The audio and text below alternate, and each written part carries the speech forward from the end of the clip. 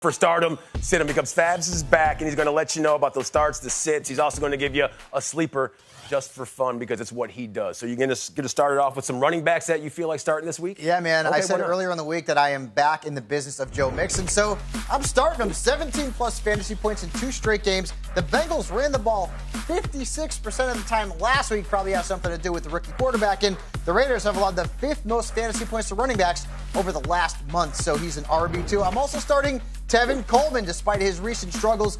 He has seen 13-plus touches in 6 straight games. He's also seeing a lot of red zone opportunities. Matt Breida is banged up. They've got the Cardinals this week. They've allowed 4 top 10 and 3 top 5 running backs in their last 5 games. My sleeper, Brian Hill, right? We talked about him being the most added player.